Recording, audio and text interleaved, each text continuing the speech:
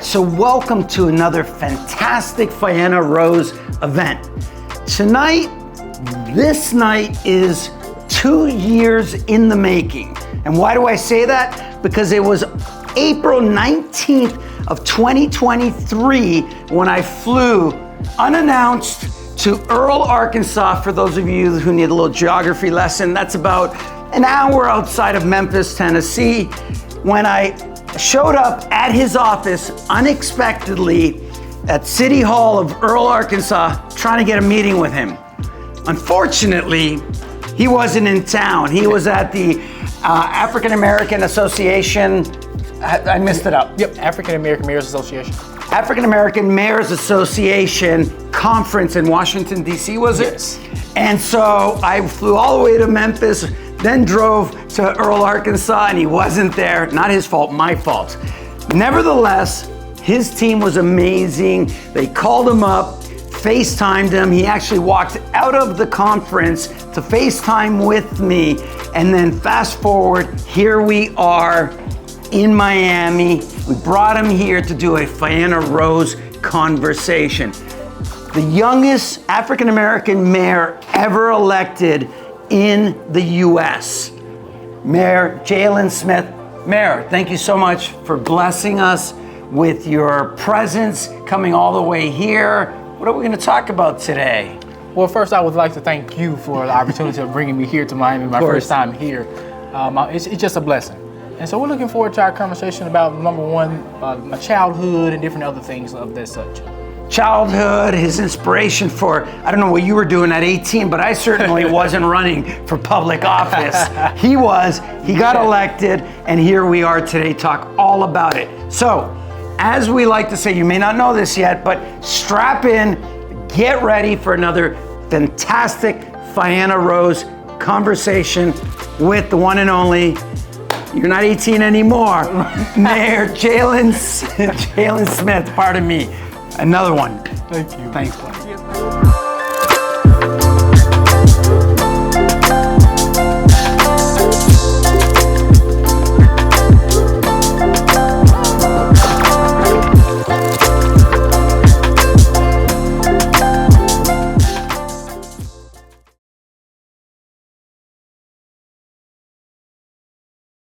January 10th, yeah, that's it. January 10th in the New York Times, I read this incredible article about this 18-year-old, I hope he doesn't get offended by me saying this, kid, because, you know, I'm, anyways, a little bit more than 18. And to me, 18 is a kid. But he was elected the youngest African-American mayor in the US at yet 18 years of age. And I'm not sure what you were doing at 18, but I'll tell you, I wasn't running for public office at 18. In fact, if you open up my yearbook, his yearbook probably said the most likely to succeed. Mine said the most unlikely to succeed. But I digress. I read this incredible article and I was like, and it sat with me, and I was like, man, this is an incredible story. And this is something that we need to talk about and something that we need to amplify. And, you know, part of our programming here at Faena Rose is what we like to call, you know, human interest stories. Stories that are just really, really motivating, where we take exceptional human beings and we put a spotlight on their work, on what they're all about. And I think tonight is a really great example of that. And it sat with me for many, many months, and I'll never forget, it was April 18th. We did a Faena Rose conversation. I don't know if who was here for that, with Dan Buettner on the Blue Zones. I don't know if any of you were here. Dan Buettner on the Blue Zone diets and Blue Zone regions around the world. And I remember I was getting ready for that conversation that night. And in the afternoon, I was like, it just, in the back of my mind, and I literally said, screw it. And I bought a ticket for the first flight out to Memphis the next day. That I said, I'm gonna go find this guy and I'm gonna go convince him to come here to Miami to speak with us. And because I really thought he needed to be amplified. And so that started sort of the journey. And so I wanna start with a little bit of a couple of videos. Is that Matt? Matt, did you slide in here, buddy? Hey, happy birthday. There you are. All right, happy birthday, Matt. I hope you had a good one. They have a cake later. And by the way, I may have seen you at your birthday last week. Or last week, was it last week? Yeah, you look like you were having a festive time in Aspen. You definitely look like you were enjoying it. I didn't realize that was your birthday, but anyways. So we're gonna start first by a couple of videos that kind of lay the foundation of what we go through sometimes to get talent. And then we're gonna bring in Mayor Jaylen Smith and have a conversation. So let's watch this short video clip. And with that said, I want to introduce to you all Mayor Jaylen Smith of Earle, Arkansas.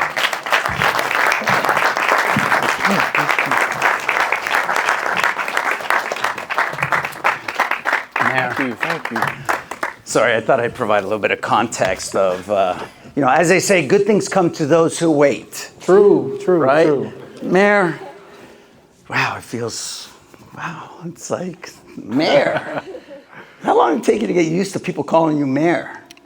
Well, it didn't really take long, honestly. It didn't take long. You were preparing yourself for a while, I was already right? preparing myself. You knew in the back of your mind, sooner or later, I'm going to be mayor. Right. Is that it? Yes, sir. All right. Before we dig into all that, I want to understand a little more about you. Before you were mayor, as a child, I mean, tell me a little bit about your family. Do you have brothers, sisters? You were born where? You grew up where? Sounds good. I grew up in Earle, Arkansas, of course, small town. My family grew up in a small town called Crawfordsville, Arkansas, which is like 5 miles east of Earle. East of Earle. And so my childhood, like the picture here is when I played basketball. So I was I was made to play basketball with a Boys and Girls Club. My dream when I was growing up was to become an Arkansas State Trooper. I wasn't even thinking about politics. Do they have good hats? Yeah, they were the big hats. Okay, that's what I thought. that was my dream goal, to become an Arkansas State Trooper. That's the only thing I knew when I was growing up. I always played police with my siblings. I do have a twin brother, which is my twin brother Jaden right here. We're totally different. Jaden drives hot shot trucking, so he pretty much travels throughout the week across the country. What's hot shot trucking? So hot shot trucking is pretty much like driving big trucks. Okay. So you just 18 wheelers. Well, it's not 18 wheelers. It's pickup truck with a longer trailer. Okay. So it's similar to big trucks, but it's not a big truck. Okay. It's so he does that, and that's my mom. Of course, I grew up. Me and my brother grew up. I have 2 other brothers, but me and my twin, we grew up with a village of people that care for us. Okay. So we didn't grow up with a father. Okay. So we grew up with was born and raised with a single mother, but with a village of people that want the absolute best for me and him. So when we was growing up, we didn't know people that my mom and family knew. So once we got in trouble, we had to pay for it when we get home. So we went to switch and different things like that. Once we got in trouble, we got discipline for sure. All right. So you were born or just outside of Earle, Crawford, which is 5 miles, right? Well, that's pretty much where my family, they was born and raised. I was born and raised in Earle, Arkansas. Okay, my alma mater is a Bulldog. They are Tigers. So. Got it. Okay. So don't get that on film. And what were you like? I'm curious to know, you as a child, what were you into? Because when I think about, were you into video? Tell me, what were you into? I know basketball, you said that. Well, I wasn't a kid that was into video games at all. Okay. So I was a kid that always focused on helping people. So throughout my childhood life, I played basketball and I helped pretty much people, my grandparents, other people within the community. I was always the kid that helped people. And From what age? From, I'd probably say the ages of, I would say, probably 10 on up. I was a kid that always helped people. I wasn't into video games. I was a kid that was different from others. And so I always had the mindset of actually working to what I wanted to do with my life. Because again, that dream was becoming an Arkansas State Trooper. So in order for me to get there. At what age did that dream come to you? That dream came to me when I was like 7 years old. Wow. Any particular instance, something that happened that you were like, I look up to those state troopers? Well, and particularly, I just like what police do when I was younger. As far as, it kind of seemed fun to me. And also the greater thing about it was they protect and serve. And that's what I want to do. I want to help serve people. So I wanted to do something similar was to serving the community community as well. Has anyone ever called you an old soul? I get that a lot. Thank you. Because we're 3 minutes into this conversation, and I'm like, wow. Okay.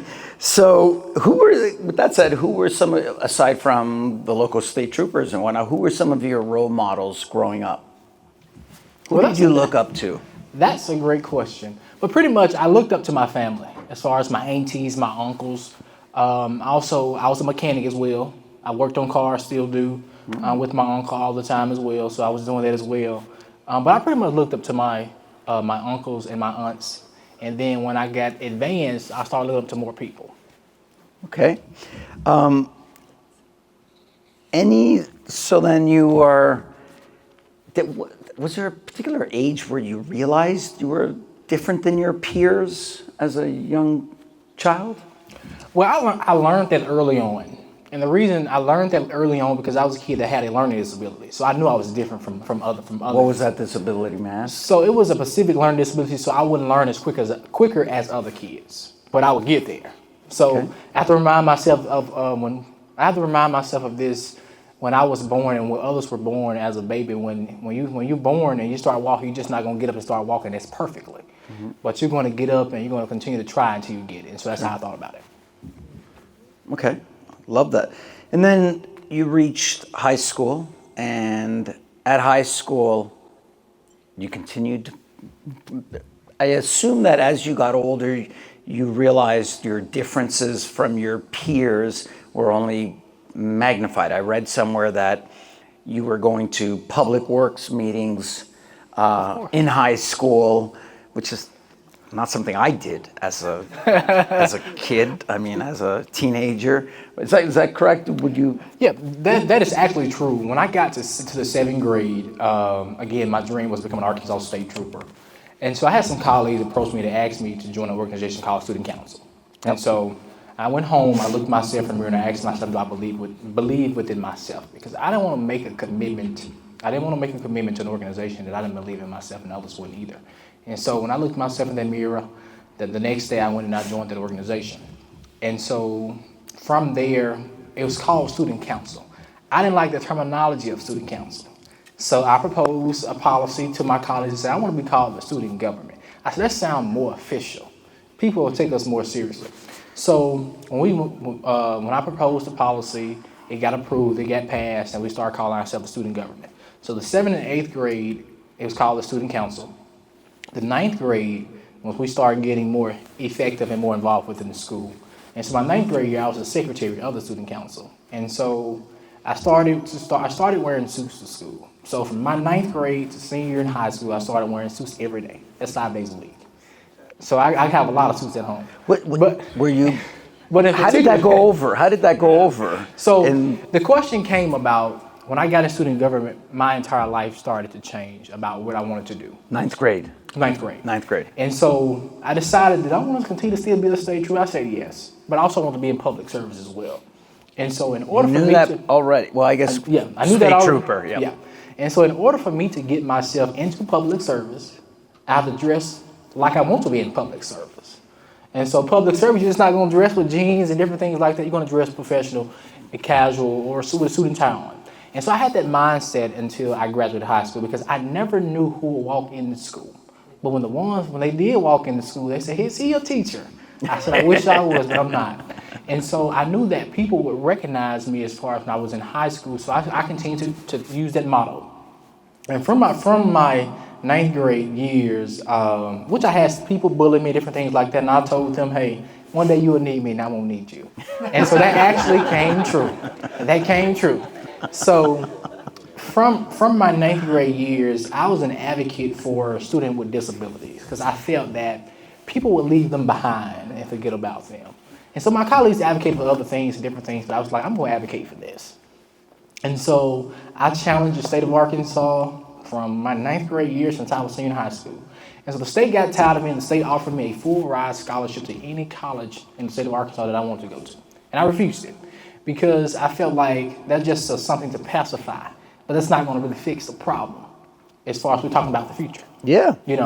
And so After that, me and my colleagues had a roundtable conversation about what we wanted to do after we graduated high school. I said I want to be the mayor, the governor, the president. I want to be a doctor. I want to be a lawyer. I want to be a funeral home owner. I want to have my own business. I had a plan from A to Z, which I still have that plan to this day. But in particularly, I want to be the mayor of my community. And here's the why I said why I want to be the mayor of my community. When people always come home, we have like homecoming, which is a big event. We have Bulldog Day, Depot Day. And when those people come home, which is people that left Earle, now these people that abandoned the city, so they come back and they say, why does the town look like this? Why does it look like this? Now, they are the most complaining and complacent people versus the people that stay there. And I said that I wanted to change my community because no one else will change it. So I want to take the first step to do that. But without mics, can we, you and I will project. Okay. We all know I don't need a mic. Okay. But I said to myself as far as of my why is that why do I want to leave Earle and then come back and make a difference? One, I can make a difference on the front end, and versus when I finish my assignment of being the mayor of Earle, I can go be even greater somewhere else. And so a lot of people will say, I'm graduating, I'm never coming back. I'm never coming back. And so that was the motto. That was one of the challenges of the community, which was almost population drain. Correct. Right? Because it's all these kids that were maturing into adulthood and would leave. They go to Memphis. Where else? They go to Memphis, here in Miami. They go to big cities to as far as to college, but when they finish college, they never go back and invest within their foundation. I don't call it our community, I call it our foundation. Okay. Because I believe people will invest, if people would invest in themselves first, you can attract other people. And so I believe in that so much. And so when I told people that was my why of running for mayor, they said, well, you just need to go off to college and get your degree. And so I'm going to do that as well. I said, there's other ways to get that. Which, by the way, he is doing that because while he's the mayor of Earle, he's also in school, right? Correct. You're also going, what are you studying? So I'm studying general education. Okay. So not only I'm the mayor of my community, I also work at a funeral home as well, part-time, Saturdays and Fridays, and also I still work on cars as well. I have also obtained my part-time police certification within the city I serve, and then also still in college, finishing up college. So the sky's just the limit for me. I want to go back. God, you make me feel so lazy. I want to take. So thank you, thank God. I want to take a step back to when you were in school, and I read, and you touched upon it, but I want to really kind of shine a spotlight on this moment. You touched upon it where you said, you know, there were these two individuals who really believed in me and that really encouraged me in school to run for student government, right? For student council, which you like government, right? And you said they saw in you something that you didn't see in yourself, and that's when you went back, looked in the mirror, had a talk with yourself. I want to know, because you seem like well, now you're a gentleman, but at the time you were a kid that was awfully sure of himself, that really knew kind of his path. What was it in you that you didn't see in yourself at that moment that others saw in you? Well, first I would say the two guys that actually seen that in me. One of them actually, he was going to be the mayor of his hometown called Park in Arkansas, but he went on another route. But the other guy, were they students, fellow students? They were students, not teachers, not faculty. They were fellow peers, students. They were fellow peers. Got it. And one of them name was Jaylen Smith, and the other guy name was Demetrius Johnson Jr. So Demetrius Johnson Jr. actually served on my city council with me. Wow. So he was actually he got on the council before I became the mayor. But those two guys actually seen something that I didn't see myself as far as when it came to service. And so when they seen something in me, I was like, okay, if they seen something in me, others can see the same as well. Yep. And from down there, they was a big inspiration. I still talk to them every day. Like literally, I talk to them every single day.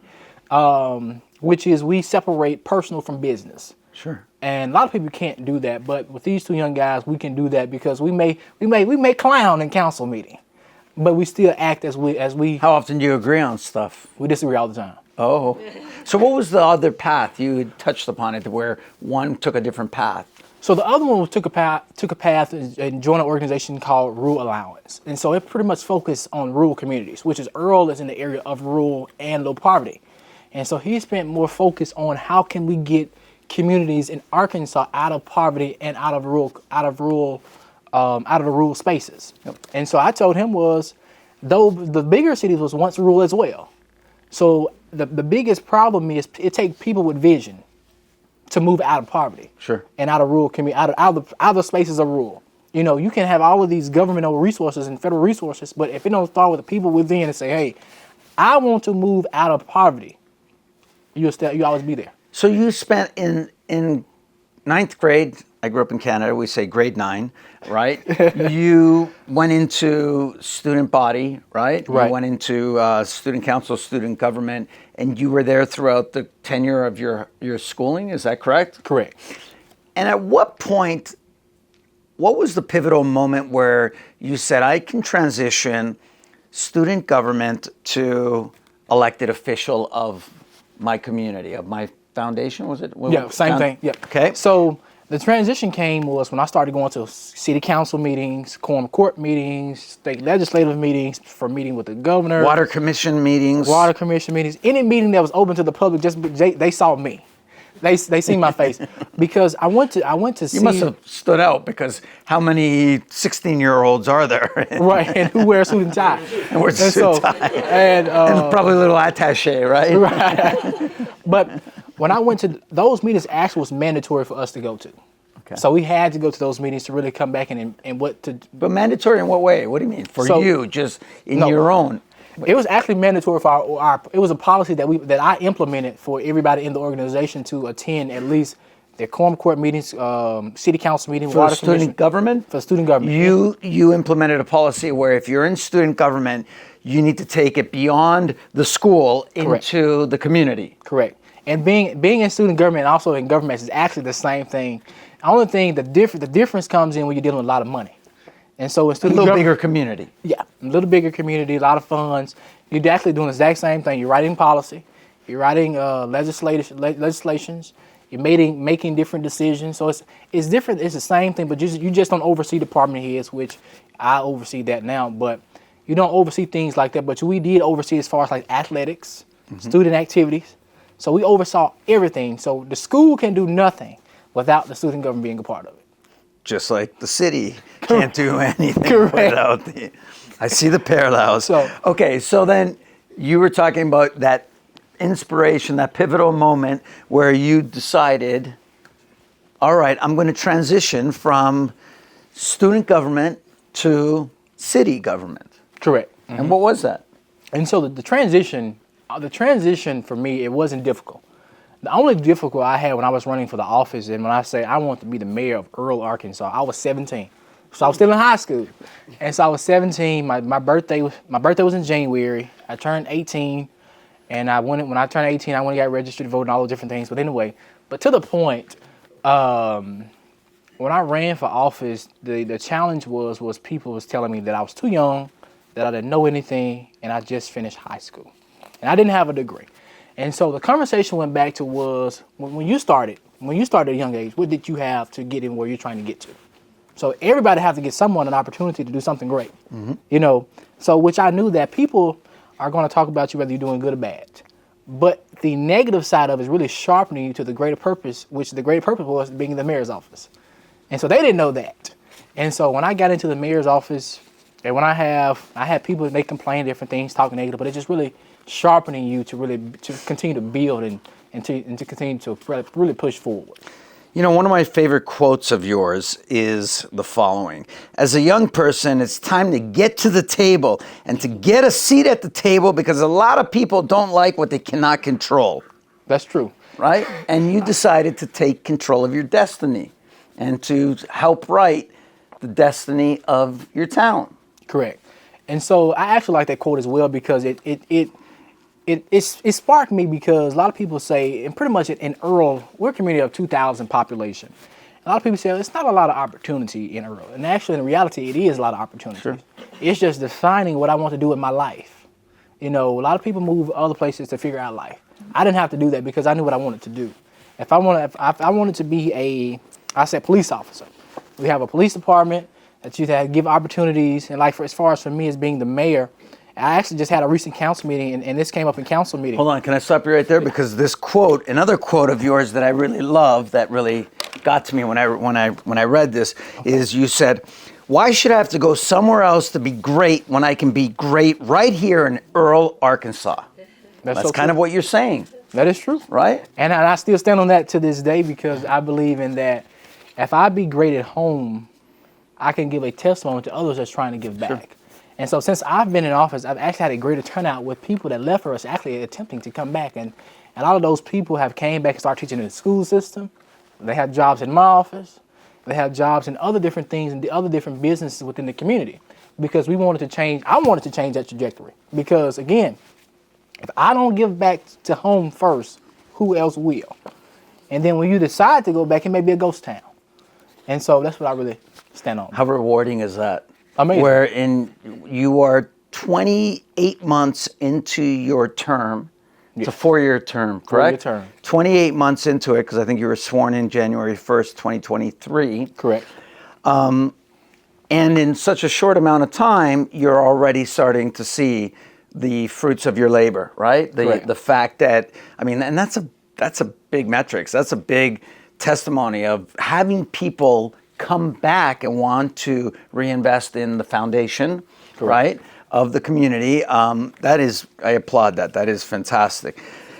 So, just take one step back before I'm curious. I want to try to follow the timeline here. You decide to run for office. You're running for office. How many people were you running against? What was your platform? Great. When I ran for office, it was 4 people. Including me was 5. How many really had a chance? None. I mean, but anyway,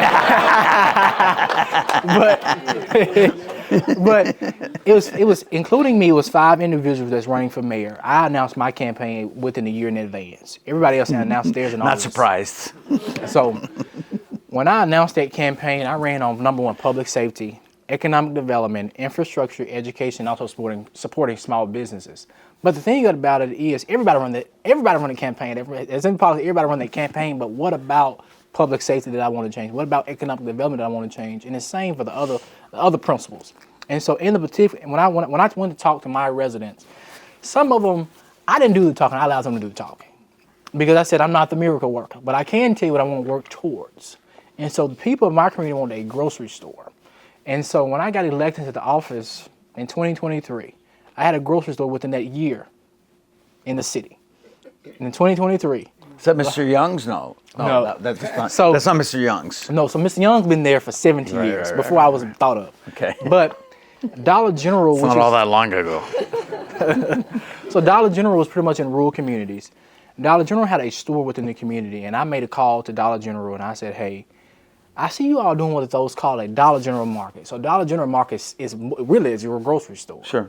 And so I say, why don't you come to Earle and do a grocery store? I said, y'all haven't built here in years. And so I never heard anything back from Dollar General, and I just came up and I see Dollar, and I went to the office, and when my executive assistant said, hey, Dollar General just purchased this land for a DG market. And I was like, DG market? And I went into my city council chamber, and I had a council member to tell me that we'll never get a grocery store. What they do in New York or what they do in other cities won't work in Earle, Arkansas. And I said, that's what you think. And so within that year of 2023, I wasn't even in office a year of office. And they came in, they started building a grocery store in November of 2023.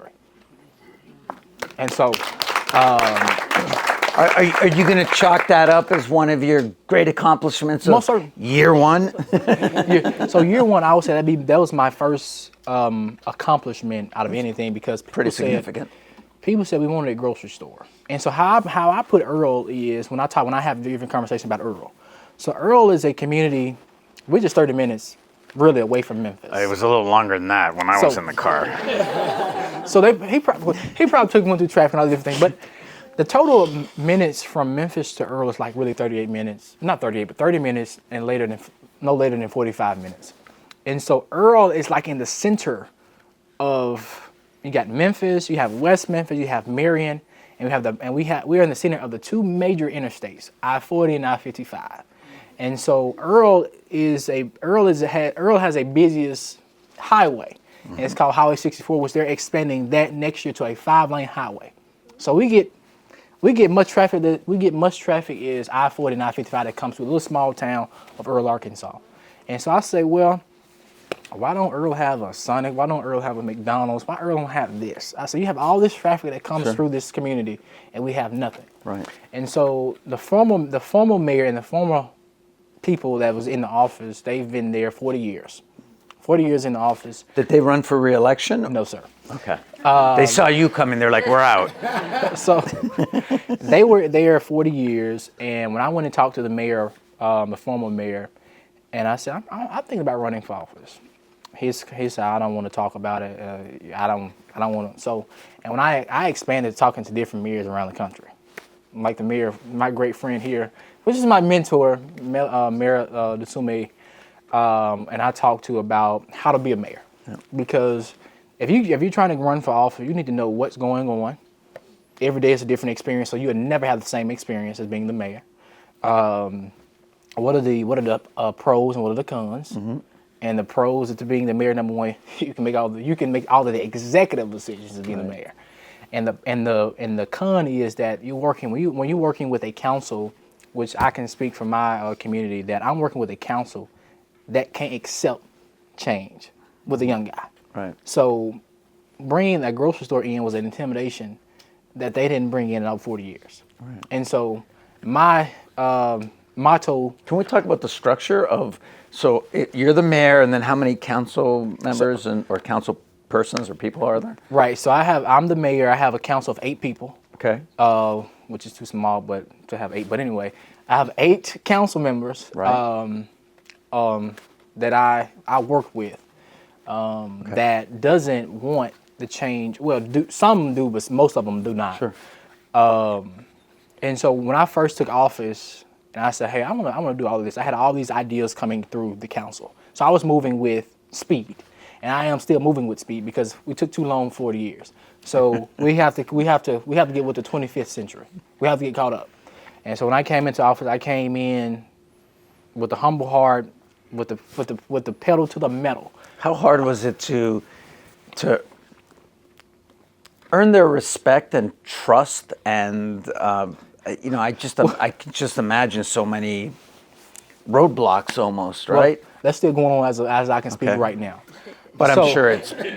So when as mayor, I had to learn my role as mayor because I can do certain things without the city council and most things you can do without the city council and ask for forgiveness later. Is that called the executive orders? Yeah. So you can do certain things. You can do certain things without the council. The only thing I need the council is for policy and funds. Right. And so I wasn't big as far as spending funds. I was big on bringing the resources to the community. And so I did a grant within my first year as well for $152,000 to fix up a park within the community, which I didn't involve the council. I just told the council, hey, I have a project that I'm working on to improve one of our parks. And they said, well, I don't think we need anything to the parks. I said, okay. And I said, hey, that's your opinion, but guess what? I think it's best that we need a new park for our community because we have kids and young people are walking around, have nothing to do. Yeah. And so we finished that park finally this year. And so that's actually the new hideout spot. That's actually the new go spot that they're going to really, play basketball, do whatever they wanted to do. But to earn, I think as far as being in government, if you have a leader that's driven to make change, regardless if you don't agree with it or not, you have to look at the timeline. Yep. Because as mayors, we're not going to be there forever. Mm-hmm. I don't plan on being there forever. When I got elected into mayor, Earl had the perfect opportunity to do what Earl wanted to do. Mm-hmm. But I spent more time fighting with my council than fighting for the city. That's still happening? It's still happening. So to the same level? Yes. It hasn't gotten better, and you're in year 3 right now. So I'm in year 3. So when I came into the office, the trajectory was this guy don't know nothing. He don't know nothing. He's too young, correct. And so when I came in, I started showing them that I wasn't too young, that I knew more than they thought I knew. Sure.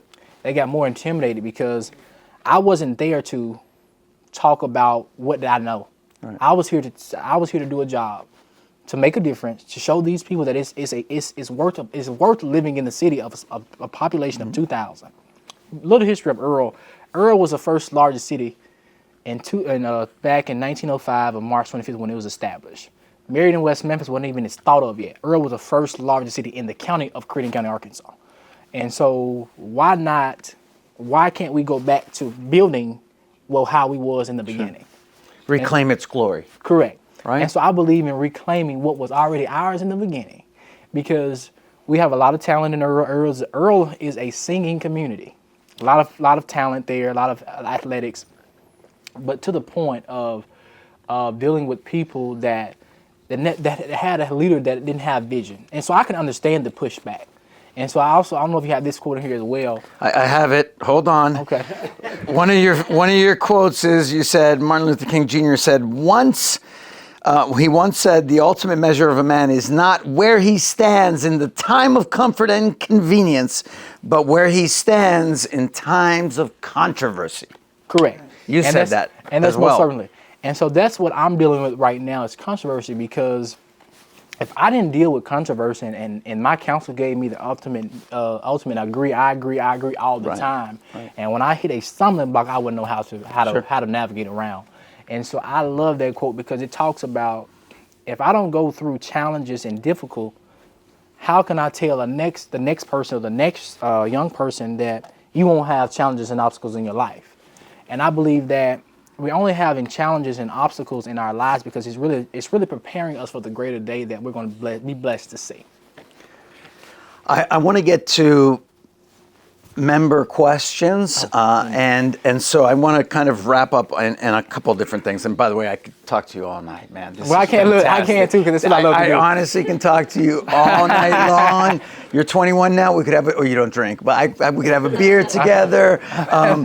But I want to say a couple things really quickly. You said, you always said, I've always wanted to change my community before moving on to the next phase of my life. What is that next phase of your life after this? Is it higher politics? Is it state? Is it, what ambitions do you have after Earle? Or is it, I don't know.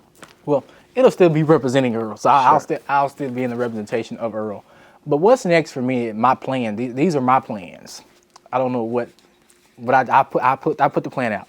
So my next steps, as far as for after mayor, I plan to go to the state House of Representatives or state Senate, and after the state Senate or the state representatives, I plan to go to Washington D.C. to Congress to be a Congress member or a senator. Then after that, my plan is to come back to the state of Arkansas and be the governor until I term out. And then after the governor office, I plan to go to the presidency until I term out. Can I just say, the date today is Wednesday, April 23rd, 2025. Something tells me we will all remember this date and this conversation. All right, I'm going to really end it up with a little bit of fun, what I call, part of my language, ladies and gentlemen, shits and giggles. All right, so this or that. Ready? Pop or gospel music? Got to pick one. I'm gospel. All right, no. 2-piece or 3-piece suits? Oh, most certainly 3-piece. Tie or no tie? Tie most of the time. Okay. Memphis Grizzlies or Arkansas Razorbacks? That's a good one. Arkansas. The Razorbacks. Okay. Ladies and gentlemen, Mayor Jaylen Smith, we're going to open it up. We're going to open it up to questions. We're not going to use the mics. We're just going to ask you to speak loudly, and if we have to please. Jaylen, so impressive. So let's flash forward. You're 35. You're eligible for the presidency. Is it 35 or 40? Yeah, 35. 35. Mayor knows. Right. So you're 35, and you watch what's going on in today's world, and we've got a fractured society and country and world. And it's one thing to have ideas. It's another thing to get a mandate to put your ideas in practice. Correct. So I know you've probably already thought of it, so just tell us what your plan is.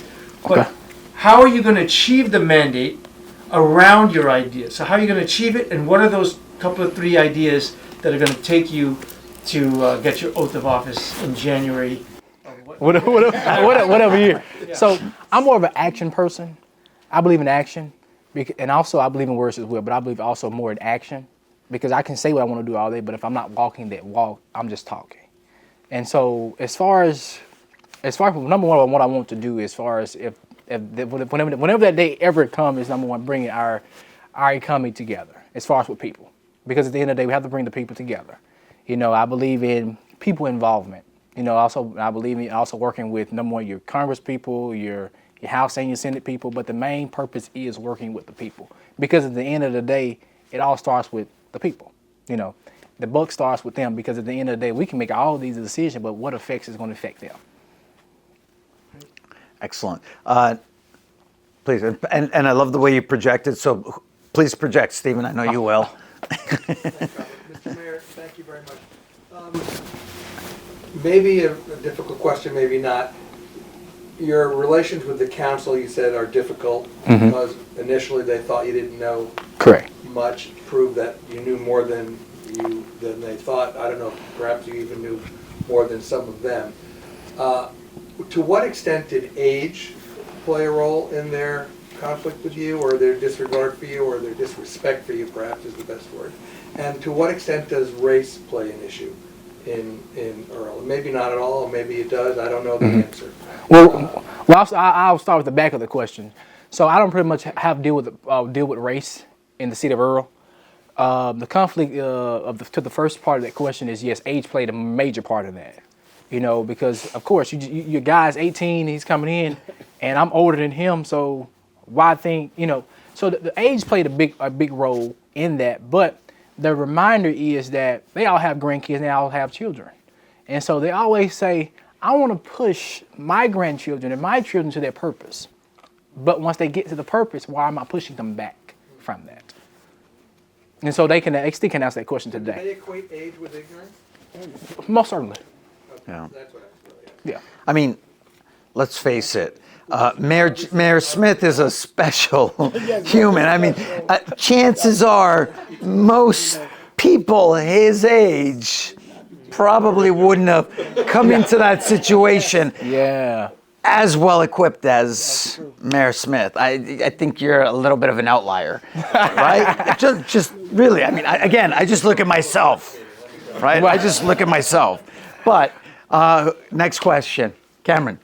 What advice would you give to another young person, or action like you loved, to someone who wants to get more involved in the community as a young person? I would say first, push your way through. Secondly, do what your heart desires you to do, not what no one else. Thirdly, I would say, regardless of how high the mountain is, it always greater green on the other side. And so, for me, I don't believe in the answer of no. I believe it's always someone waiting to tell you yes, but you just have to find the treasure. And so that's what I would say. Number one, follow your heart, continue to push, and do what your heart desires you to do. Love it. Please. Mayor Smith, good to see you again. You too. You are young, you are brilliant, you're a mover, you're a shaker, and you've been in this role for 3 years now. Right. And you're the youngest on the dais. What is the hardest thing that you've ever had to do within this role, if anything? The hardest thing I would say I had to do was on this year, matter of fact, Valentine's Day of this year, we had a major infrastructure problem within the city, which a lot of people lost water. And so we know how people are about water. We want water. And so I had to make the decision to continue to keep the water on or turn the water off to fix the problem, or even put a patch on the problem. Was this during the flood, or is that what you're? No. Okay. So I had 3 decisions to make, and so my decision is I believe in fix. I don't believe in putting a Band-Aid on it. And so I had to make that decision, which was the hard decision because it was a mess. But the thing of the matter is, I wanted the absolute best for the people. I didn't want to put a Band-Aid on it, so I had to come back to the problem. And so I was dealing with the infrastructure. I'm actually dealing with infrastructure that's 40 years old, which the people didn't know that. The people thought, well, we had greater infrastructure. Well, sorry to say we did not. And so I made a decision to turn the water off. We reached out to resources and partners to get it fixed. Matter of fact, I hired a guy, a water manager, that this guy has all type of licenses. And the thing of the matter is, and we had a meeting about the decision. I say, I want it fixed. I can't continue to babysit the problem. And he said, well, I want it as well. And so we couldn't find that problem. We stayed there tirelessly to find that problem. Even though I'm the mayor, I was there in the dirt, also fixing and finding what was the problem as well, because people want clean water. I do too. But I want to make sure it's fixed and clean as well. So that was the hardest decision with people not having water. How long did they not have water for? They didn't have water for probably like 12 hours. Okay. 12 hours, and it could have been longer than that. If we put a Band-Aid on it, it probably could have been put days and weeks. Wow. Is this a Flint, Michigan situation or not?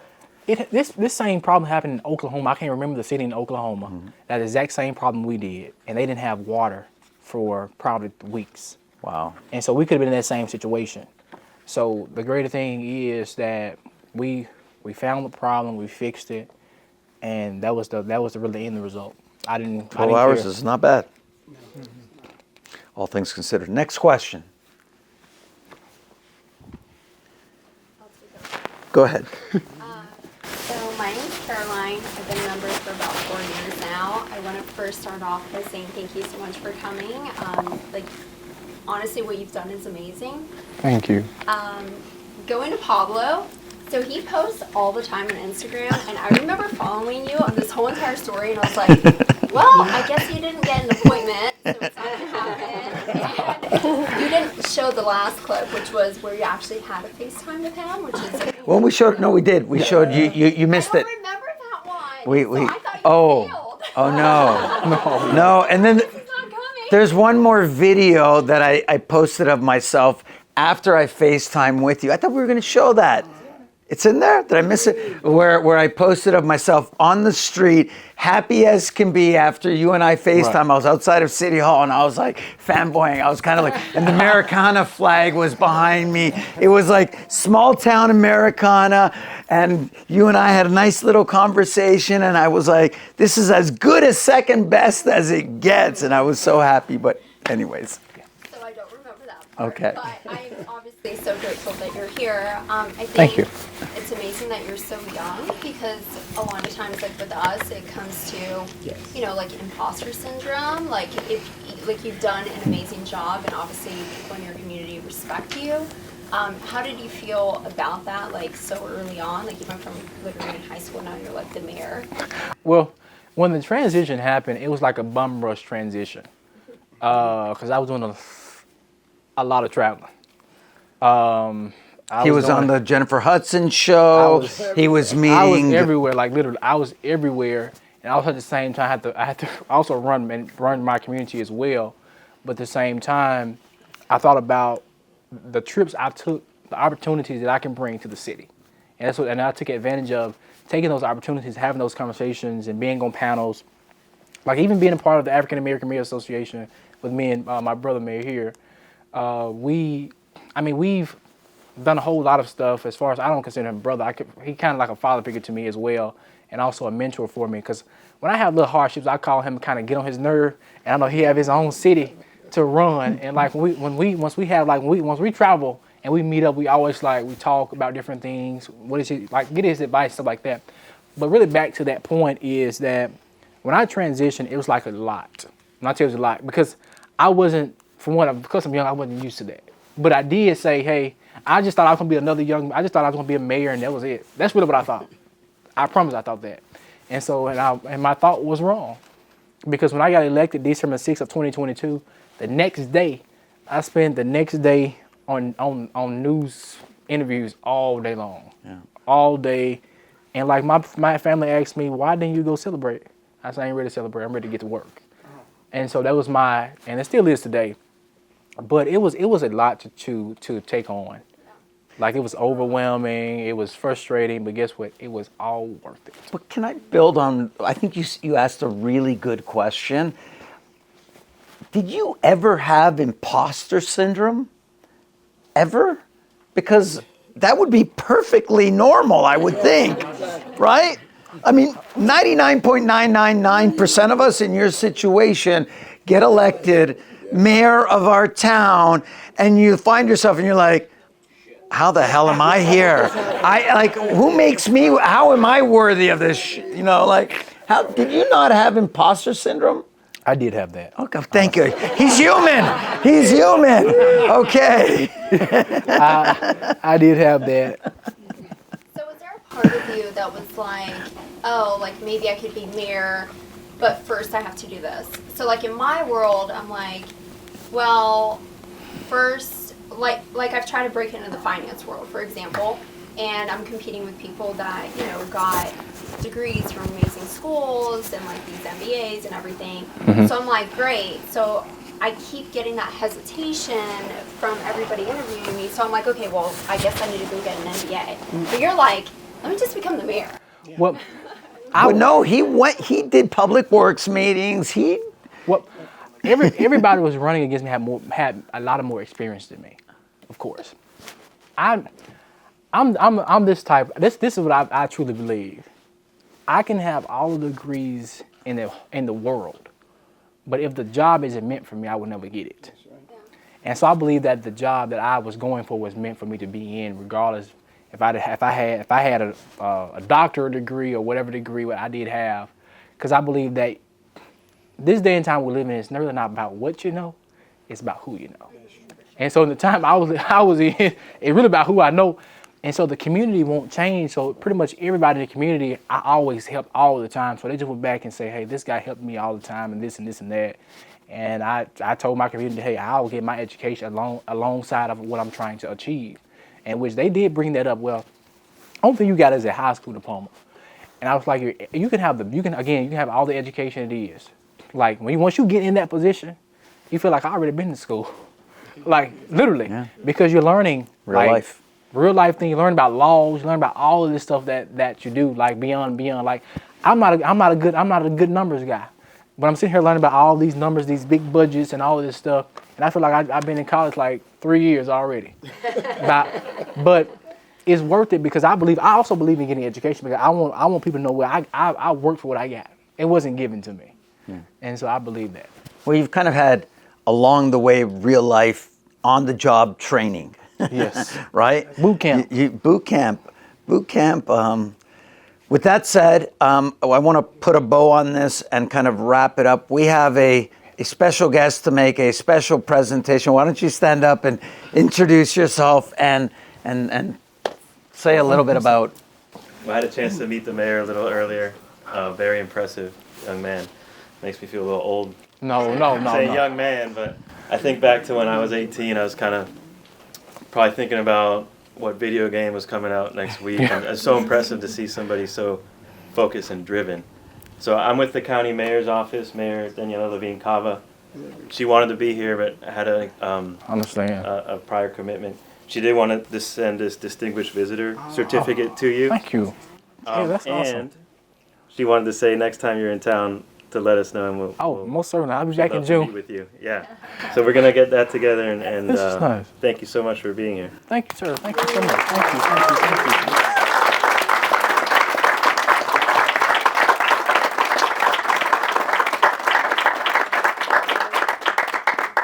you. Mayor, you wanted to say something as well, please. Thank you. Mayor, good to see you. Sharp, man. Sharp. Please. Good afternoon, everyone, and it's a pleasure for me to be here. I want to welcome him. My name is Alex Desumi. I'm the mayor of North Miami, Florida. And this young man right here is such everything that we hear. When I first met him, well, first of all, I saw it on TV. I'm like, oh my God, 18. And when we met and started to talk about how did you end up running and thinking about it, and I said to him, Jaylen, I started running myself when I was 21, but nobody was enough to elect me into office, but he actually did it. And we are so proud of you. And I remember when one of the meetings that we had with the former vice president, and she said to us, we got to make sure to take care of him because he's such a young being coming into this role. And being a mayor, I was involved before I became mayor of North Miami. I was on the council for 10 years. and been serving for almost 15 years. And stepping foot from the council to the mayor, there are things that you will never be exposed to, that you will never know. So it's a lonely job. And that's why a lot of us mayors, and there's 34 of us here in Miami-Dade County, including our wonderful mayor who just talked about, Daniela Cava. So we do what we do, but it's a serious job. And because we are overseeing people's life. In big cities, from Miami Beach to small cities like El Portal, cities, it's the same, the job may be different, but the things that comes in, the everyday, making sure the garbage is being picked up, the folks are there, and he is such a true public servant. And I wanted to say that about him, and that's one of the things that I said, whatever you need, he's always about the people. He's always asking me, Mr. Mayor, what can I do? How do I get folks, where can I get money to do things in my community? So we want to say to you, thank you for coming. Oh, thank you, Bless us Mayor. in Thank Miami-Dade you. County, and we know the job is done. Thank you, Mayor. Thank you. I appreciate that. Thank you. Please. And with that said, I want to say, I hope you all feel as I do that having elected officials such as Mayor Jaylen Smith represent the future of our elected officials and the future of this country makes us feel really, really great. Hopeful. Thank you, everyone, for coming. Thank you, Mayor. Thank you, sir. And thank you, Mayor.